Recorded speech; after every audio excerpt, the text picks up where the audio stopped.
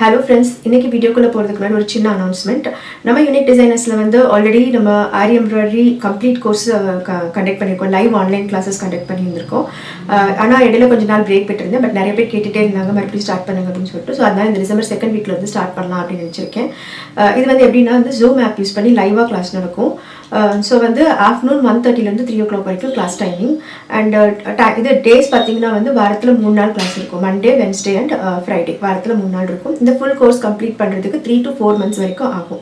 இதில் எப்படின்னா ஸ்டார்ட் பண்ணுறது chain stitch, basic chain stitch, ஒரு ஃப்ரேம் எப்படி பண்ணணும், செயின் ஸ்டிச் எப்படி பண்ணணும் இதில் ஸ்டார்ட் பண்ணுவோம். இதான் பேசிக். அதுக்கப்புறம் எண்டு வந்து கட் ஒர்க்கு, பேட்ச் ஒர்க்கு, கொஞ்சம் 3D ஒர்க்ஸ் அந்த மாதிரி வரைக்கும் கம்ப்ளீட் ஆகும். அண்ட் ப்ளவுஸ் பார்த்தீங்கன்னா ஒரு நார்மலான அளவு ப்ளவுஸ் எப்படி மார்க் பண்ணணும் அப்படிங்கிற டெக்னிக்ஸ் இருக்கும். அது போக பேசிக் ட்ரேசிங் டெக்னிக்ஸ் இருக்கும். ஸோ இந்த மாதிரி தான் நம்ம கோர்ஸ் இருக்கும். அது மாதிரி நிறைய பேர் பேசிக் தனியாக அட்வான்ஸ் தனியாக எடுப்பீங்களா கேட்குறாங்க. அந்த மாதிரி பண்ண மாட்டோம். எப்பவுமே வந்து ஒரு விஷயம் கற்றுக்கணும் அப்படின்னா வந்து ஃபுல்லாக கற்றுக்கணும். ஸோ அதனால பேசிக்லேருந்து ஸ்டார்டிங் செயின் ஸ்டிச்லேருந்து லாஸ்ட் வரைக்கும் ஃபுல்லாக கற்றுக்கலாம். அண்ட் ஸ்டிச்சஸ் எத்தனைன்னு கேட்டிங்கன்னா எனக்கு கவுண்ட் பண்ண தெரியாது. ஏன்னா வந்து நான் இப்போ வரைக்கும் சொல்லிக் கொடுத்தது போக எக்ஸ்ட்ராவாக தெரிஞ்சது ஏதாவது இருந்ததுன்னா அதையும் இதில் ஆட் பண்ணிகிட்டே இருப்பேன். ஸோ அதனால் வந்து ஸ்டிச்சஸ் கவுண்ட் கிடையாது. எனக்கு என்னெல்லாம் தெரியுமோ அது எல்லாமே சொல்லிக் கொடுப்பேன். நிறைய டெக்னிக்ஸ், இது வந்து லைவ் கிளாஸ்ன்றனால நிறைய இன்ட்ராக்ட் பண்ணலாம். அந்த நேரத்துலேயே நம்ம என்ன வேணுமோ அதெல்லாம் பேசிக்கலாம். இது ஏன் நான் லைவ் கிளாஸ் பண்ணுறோம் அப்படின்னா வந்து ரெக்கார்டு கிளாஸ் பண்ணுறது இல்லை. நான் வந்து ஏற்கனவே ஒரு ரெக்கார்டு கிளாஸ் ஸ்டார்ட் பண்ணோம். அன்சக்ஸஸ்ஃபுல். அது எனக்கு வந்து இப்போ வரைக்கும் நான் கம்ப்ளீட் பண்ண முடியல. அது ரொம்ப நாள் இழுத்துட்டே இருக்குது. ரொம்ப கஷ்டமாக இருக்குது அது பண்ணுறது.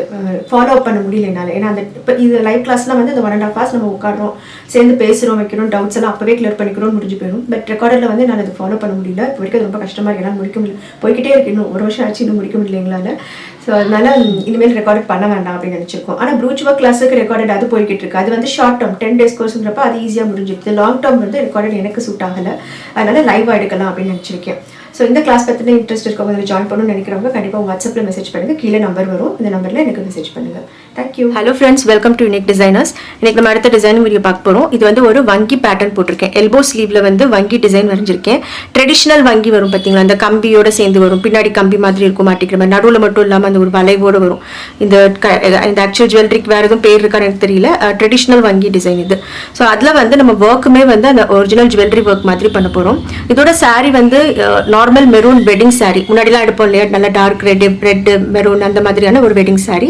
அதுக்கு வந்து அவங்க புது ப்ளவுஸ் தைக்கிறாங்க. ஸோ இது வந்து சில்க் மெட்டீரியல் எடுத்து கொடுத்துருக்காங்க. அதில் நான் இந்த மாதிரி டிசைன் வரைஞ்சிருக்கேன். அவங்களோட ஒரே ரெக்வஸ்ட் வந்து இந்த கம்பி பின்னாடி போய் ஜாயின் ஆகிற மாதிரி அந்த ஒரிஜினல் வங்கி மாதிரி இருக்கணும். ஸோ அதனால தான் நான் எண்டு வரைக்கும் போட்டிருக்கேன் இந்த டிசைன். அதில் வந்து அந்த அதில் மட்டும் ஒரு செயின் ஸ்டிச் போட்டிருக்கேன். சரி வச்சு ஒரு செயின் ஸ்டிச் போட்டிருக்கேன். இதுக்கு மேலே வந்து நம்ம ஜர்தோசி ஒர்க் பண்ண போகிறோம். அது எப்படி பண்ணலான்றது பார்க்கலாம். இப்போ நம்ம இந்த செயின் ஸ்டிச் மேலே வந்து லோடு மாதிரி போட போகிறோம். லோடுனா ஜென்ரலாக ஒரு பேஸ், ஒரு ஜர்தோசியோ இல்லை ஒரு த்ரெட்டோ கொடுத்துட்டு அது மேலே நம்ம லோட் பண்ணுவோம். நம்ம அப்படி இல்லாமல் கொஞ்சம் மெலிசா லோடு இருக்கணும் அப்படிங்கிறனால ஒரு ஜரி லைன் மட்டும் கொடுத்துருக்கேன். அதுக்கு மேலே ஜர்தோசி வந்து கொஞ்சம் ஆன்டிக் கோல்டு மாதிரி. ஆன்டிக் கிடையாது, கோல்டுலேயே ஒரு மாதிரி மைல்டான கோல்டு, ரொம்ப எரிக்க பளிச்சுன்னு கோல்டு இல்லாமல் இந்த மாதிரி கோல்டு எடுத்திருக்கேன். இது சின்ன சின்ன பீசஸாக கட் பண்ணி எடுத்திருக்கேன். இதை வந்து செயின் ஸ்டிச்சோட இந்த சைட்லேருந்து த்ரெட் எடுத்துட்டு செயின் ஸ்டிச்சோட இந்த சைடில் நல்லா க்ராஸ் பண்ணி வச்சு ஒரு ஸ்டிச் போட்டுக்கலாம். அப்புறம் ஒரு லாக்கு, திரும்ப மேலே போயிட்டு இதுக்கு பாதி இடத்துல நம்ம ஸ்டெம் ஸ்டிச் போடுவோம்ல அதே மாதிரி இந்த இடத்துல ஒரு ஸ்டிச் போட்டுட்டு மேலே ஒரு லாக் போட்டுட்டு அடுத்த பீஸ் இதே மாதிரி ஒரு பீஸாக நம்ம அட்டாச் பண்ண போகிறோம். நான் சின்ன சின்ன பீஸாக கட் பண்ணியிருக்கேன். எனக்கு இது ரொம்ப ப்ராடாக இருக்க வேண்டாம், மெலிஸாக இருக்கணும் அப்படிங்கிறனால அந்த மாதிரி பண்ணியிருக்கேன். ஸோ இதே மாதிரி இந்த லைன் ஃபுல்லாகவே கம்ப்ளீட் பண்ணணும். இந்த மேலே போடுற செயின் ஸ்டிச் வந்து ரொம்ப மேலே போயிடக்கூடாது, கொஞ்சம் பாதியிலே நிற்கணும். அப்போ தான் அது மெலிசா வரும். மேலே போயிட்டீங்க அப்படின்னா ப்ராட் ஆகிடும். ஸோ இது மாதிரி இந்த லைனை ஃபுல்லாக முடிச்சிடலாம். முடிச்சுட்டு அடுத்த சென்டரில் எப்படி செட்டிங் பண்ணுறதுன்றது பார்க்கலாம். இந்த கம்பி மாதிரி போட்ட ஜர்தோசி ஒர்க் ஃபுல்லாக நீட்டாக முடிச்சாச்சு. அடுத்தது வந்து பார்த்தீங்கன்னா உள்ள இந்த ட்ராயிங்கில் கொடி மாதிரி போட்டிருக்கேன். நான் கொடி, கொஞ்சம் பிரான்ச்சஸ், அப்புறம் லீவ்ஸ் அந்த மாதிரி போட்டிருக்கேன். ஸோ இப்போ இந்த மாதிரி இங்கே ஒரு ஸ்டெம் போட்டு அதில் 3 லீஃப் வர மாதிரி போட்டிருக்கேன். அதே மாதிரி இங்கே ஒரு 3 லீஃப் போட்டிருக்கேன். ஸோ இது வந்து ரிப்பீட் ஆகுது. இந்த இடத்துல வந்து நம்ம கோல்டன் கலர் குந்தன் ஸ்டோன் வைக்க போகிறோம். இது வந்து ஹனி கோல்டில் கொஞ்சம் டார்க் கலரு. அது போக இந்த கொம்பு மாதிரி போட்டு அதோட எண்டில் ஒரு சின்ன திலகம் இருக்குது, அதில் மெரூன் வைக்க போகிறோம். ஸோ இது 2 காம்பினேஷனில் நம்ம ஸ்டோன்ஸ் வைக்கலாம். இப்போ இதில் ஃபர்ஸ்ட் கோல்டு வச்சு காட்டுறேன்.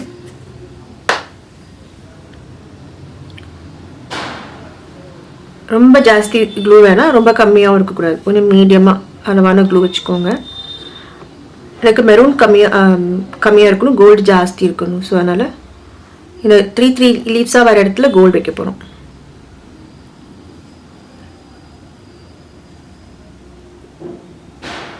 நல்லா ஸ்ட்ராங்காக ஃபிக்ஸ் பண்ணுற மாதிரி க்ளூ போட்டு இந்த ஸ்டோன்ஸை ஒட்டிடலாம். இது வந்து நார்மல் குந்தன் ஸ்டோன்ஸ், நல்லா ஷைனிங்காக இருக்கும். இப்போ இந்த இடத்துல இந்த மாதிரி வச்சு அப்புறம் இந்த கொம்போட எண்டில் ஒன்று வருதுல அதுக்கு மெரூன் வைக்கிறோம். ஸோ இந்த மாதிரி நான் இந்த ஸ்டோன்ஸை மட்டும் ஃபுல்லாக ஃபிக்ஸ் பண்ணி முடிச்சுட்டு அப்புறம் இது எப்படி ஃபினிஷிங் கொண்டு வருதுன்றது காட்டுறேன் பாருங்கள். இந்த ஸ்டோன்ஸ் எல்லாம் ஒட்டி நல்லா காஞ்சிச்சு. இதில் இந்த குந்தன் ஸ்டோனை ஒட்டி வந்து நம்ம ஒரு லைன் ஜர்தோசி கொடுக்க போகிறோம். அதுக்கு வந்து இந்த மாதிரி இந்த ஏற்கனவே இந்த கோல்டு ஜர்தோசி யூஸ் பண்ணியிருக்கோம் அதே கலரில் இன்னும் கொஞ்சம் லாங்காக கட் பண்ணி எடுத்து வச்சிருக்கேன். இதை வந்து இந்த ஸ்டோனை சுற்றி ஒரு அவுட்லைன் மாதிரி கொடுக்க போகிறோம். ஒரு ரியல் ஸ்டோன் ஜுவல்லரி எப்படி இருக்குமோ அதே எஃபெக்ட் கொண்டு வரணும்னு நினச்சிருக்கேன். அதாவது இந்த மாதிரி குந்தன் ஸ்டோன்ஸும் ஜர்தோசி அவுட்லைனை கொடுத்து அந்த லுக் நல்லாயிருக்கும் பார்க்குறதுக்கு. ஸோ இந்த ஸ்டோனோட டிப்லேருந்து த்ரெட் எடுத்துகிட்டு ஒரு கொஞ்சம் லாங் பீஸில் ஒன்று எடுத்திருக்கேன். கொஞ்சம் டிஸ்டன்ஸில் விட்டு இந்த மாதிரி ஸ்டிச் பண்ணிக்கணும்.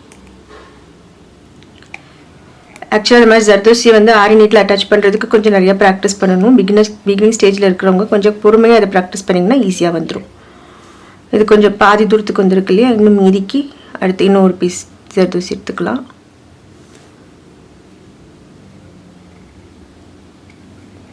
அதையும் இதை சுற்றி வச்சு அந்த டிப்பில் ஃபினிஷ் பண்ணிடலாம். ஸோ அந்த ஸ்டோனோட ஷேப் மாறாமல் அழகாக கொண்டு வரணும்.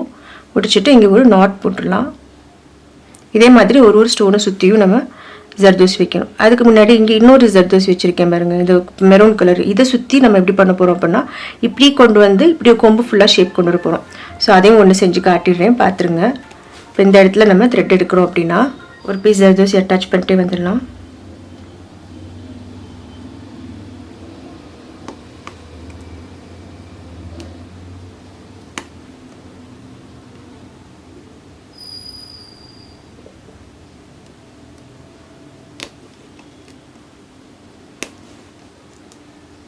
இது நம்ம எப்படி படம் வரைஞ்சிருக்கோமோ அதே மாதிரி அந்த லைன்லேயே ஜர்தோசி கொண்டு போகணும்.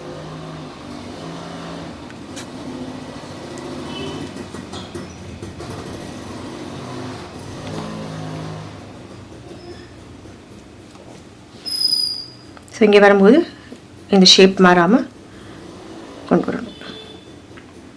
ஸோ இப்போ இனி அடுத்து வந்து இந்த கொம்பை ஃபுல்லாக அப்படியே முடிச்சிடலாம். இதே மாதிரி எல்லா ஸ்டோனுக்கும் அவுட்லைன் கொடுத்து முடிச்சிடலாம். இந்த Kundan stone work zardozi work எல்லாம் முடிச்சிட்டோம் இல்லையா. அடுத்து பார்த்தீங்கன்னா சின்னதாக இந்த மாதிரி கொம்பு போட்டிருக்கேன். இங்கே ஒரு கொம்பு போட்டிருக்கேன், இங்கே ஒன்று போட்டிருக்கேன். ஸோ இதில் என்ன பண்ண போகிறோம் அப்படின்னா குட்டியாக ஒரு பேர்ல் பீடு எடுத்திருக்கேன். இது வந்து நம்பர் 2 சைஸ் பேர்ல் பீடு. அதை ஃபர்ஸ்ட் இங்கே ஒன்று அட்டாச் பண்ணிக்கலாம். இந்த கொம்பு மாதிரி சுழி இருக்கு இல்லையா அதுக்குள்ளே அட்டாச் பண்ணிவிட்டு சின்னதாக ஒரு லாக் ஒன்று போட்டுக்கோங்க.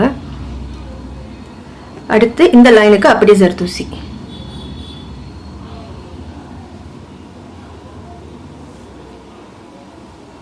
ஸோ இதை சுற்றி இந்த பேர்ல் பீடை சுற்றி ஒரு லைன் வச்சுட்டு அப்படியே அந்த பக்கம் போ.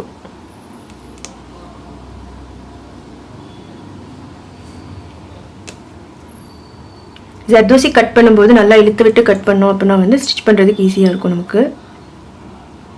ஸோ இதே மாதிரி இந்த லைனை சுற்றி வச்சிடலாம். இதே மாதிரி எல்லா கொம்புக்கும் நம்ம இந்த ஜர்தோசியும் ஒரு பேர்ல் பீடும் வைக்க போகிறோம். அடுத்ததாக கொஞ்சம் ஐ ஷேப்பில் லீவ்ஸ் போட்டிருக்கேன் பார்த்தீங்களா, அதில் வந்து நம்ம ஃபிட்டிங் குந்தன் அட்டாச் பண்ண போகிறோம். அதுவுமே வந்து நான் 3 கலராக யூஸ் பண்ண போகிறேன். அதாவது ஒரு ட்ரெடிஷ்னல் இந்த ஜுவல்லரி கெம்பு செட்டுன்னு சொல்லுவாங்க இல்லையா, ரெட்டு ஒயிட்டு கோல்டு க்ரீனு, அதாவது ரெட் அண்ட் க்ரீன் காம்பினேஷனில் கொஞ்சம் ஒயிட் பேர்ல்ஸ் இருக்கும். அதுதான் வந்து கெம்ப் செட்டுன்னு சொல்லுவாங்க. அந்த காம்பினேஷனில் தான் நான் இப்போ பண்ணலான்னு நினச்சிருக்கேன். ஏன்னா சாரீ வந்து ஃபுல்லாக மெரூன் தான். ஸோ அதில் வந்து நம்ம இந்த மாதிரி 3 கலர் காம்பினேஷனில் ஜுவல்லரி எஃபெக்ட் பண்ணும்போது நல்லாயிருக்கும். ஸோ அதுக்காக நான் வந்து 3 கலரில் ஸ்டோன்ஸ் எடுத்திருக்கேன். இந்த க்ரீன் ஸ்டோன் இருக்குது, அப்புறம் அதிலே ரெட் இருக்குது, இதிலே வந்து ஒயிட்டும் எடுத்து வச்சுருக்கேன், இந்த ஒயிட் ஸ்டோன். இதெல்லாம் கலந்து நம்ம ஆல்டர்னேட்டாக ஒன்றுலேயும் ஒரு கலர், அதாவது இங்கே லீஃப் வந்து எப்படி போட்டிருக்கேன் அப்படின்னா ஒரு இடத்துல வர மாதிரி போட்டிருக்கேன். இங்கே ஒன்று, இங்கே ஒன்று, இங்கே ஒன்று அப்படின்னு சொல்லிட்டு போட்டிருக்கு. இதில் வந்து நம்ம க்ளூ எப்பயும் போல் அப்ளை பண்ணிவிட்டு இந்த ஸ்டோனை ஒட்டி விட்டுடலாம். இப்போ ஃபர்ஸ்ட் இங்கே ஒயிட் ஒட்டுறேன் அப்படின்னா அதுக்கு பக்கத்தில் இருக்கிற இடத்துல ஒரு ரெட்டு, அதுக்கப்புறம் ஒரு க்ரீனு, இந்த மாதிரி மாற்றி மாற்றி இந்த குந்தன் ஸ்டோன்ஸையும் ஃபுல்லாக அட்டாச் பண்ணி முடிச்சிடலாம். ஸோ இந்த 2 ஒர்க்கும் ஃபுல்லாக முடிச்சுட்டு அப்படின்னு காட்டுறேன். இந்த சைடில் இருக்கிற ஒர்க் ஃபுல்லாக முடிச்சாச்சு. மேலே சென்டரில் வந்து ஒரு பெரிய திலகம் போட்டிருந்தேன் இல்லையா, அதில் வந்து நான் அவுட்லைனில் ஒரு லைன் ஜர்தோசி கொடுத்துருக்கேன், அப்புறம் உள்ள ஒரு லைன் சுகர் பீட் வச்சிருக்கேன். இதுக்கு மேலே வந்து நம்ம இந்த மாதிரி ஒரு ஸ்டோனை வந்து ஒட்ட போகிறோம். இது வந்து கிளிப் ஸ்டோனு, கிளிப் யூஸ் பண்ணி அட்டாச் பண்ணுறது. பட் கிளிப்புக்கு பதிலாக நான் வந்து இதுவே பேஸாக கொடுத்துருக்கேன், இந்த சுகர் பீட் லைனை பேஸாக கொடுத்துருக்கேன். நம்ம இந்த இடத்துல நிறைய க்ளூ போட்டு இந்த ஸ்டோனை ஒட்டணும் அப்படின்னா அழகாக ஒட்டிடும். அதுக்கு முன்னாடி இதுக்கு சைடில் சுற்றிலும் வந்து குந்தன் ஸ்டோன்ஸ் ஒட்டியிருக்கேன். Maroon colour round kundan stones use பண்ணியிருக்கேன். இது வந்து கோல்ட் ஃபாயில் குந்தன் குந்தன்னு சொல்லுவோம். கீழே வந்து கோல்ட் கலரில் இருக்கும் அந்த கோட்டிங். ஸோ இது நம்ம நார்மல் 3mm ஸ்டோன்ஸை விட இது கொஞ்சம் சின்னதாக இருக்கும். 2.5 அந்த மாதிரி சைஸ் இது. இதை சுற்றி நம்ம வந்து ஜர்தோசி ஒர்க் பண்ண போகிறோம். அதுக்குமே வந்து கட் பண்ணி வச்சுருக்கேன் ஜர்தோசி. இது வந்து இந்த கோலம் போடும்போது கொண்டு போவோம்ல, அந்த மாதிரி போடுவோம். இப்போ இங்கே ஆரம்பிக்கிறோம் அப்படின்னா இப்படி கொண்டு போகணும். இப்படி வந்துட்டு இதை சுற்றி ஒரு ரவுண்ட் போட்டு அப்படியே அடுத்த ஸ்டோனுக்கு கொண்டு போயிடணும்.